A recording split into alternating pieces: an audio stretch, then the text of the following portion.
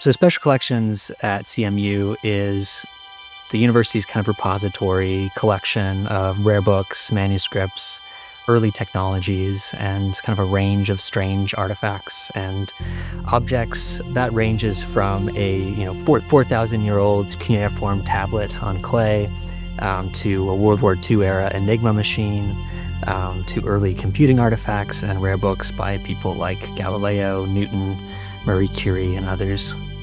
Well, the university has done an excellent job stewarding the collection, and we've been supportive of the university's proposals to grow and house special collections.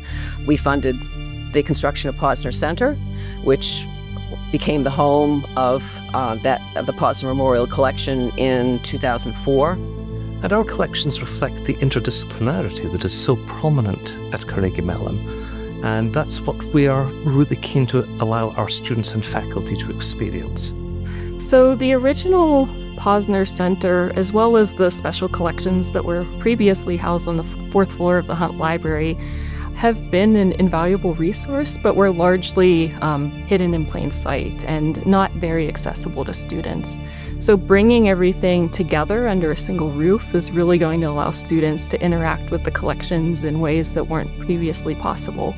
The building is pretty remarkable and very clever in terms of how it was positioned. This is about 20 years ago, how it was set between Posner Hall and the College of Fine Arts. And it was just done in a really handsome and smart way. So we had a really good set of bones to work from.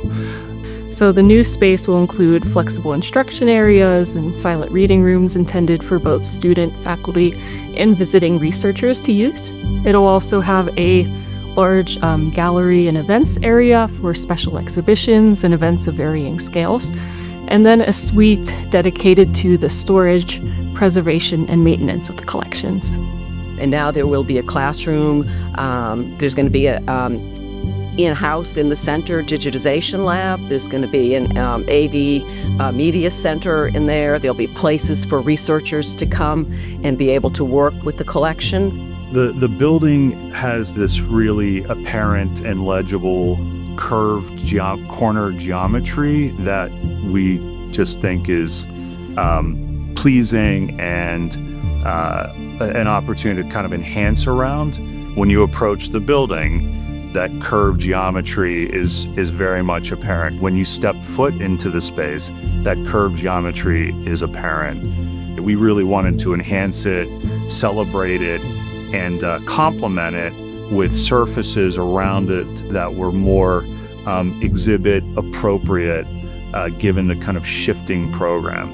The event space in particular has really been a focal point. It's the hub of activity and was designed specifically for flexibility and gathering and to allow CMU libraries to use the space in many different ways. And now it's more useful to the campus, more part of campus life, and also a nice crossroads, given all the cross-departmental things that go on at CMU.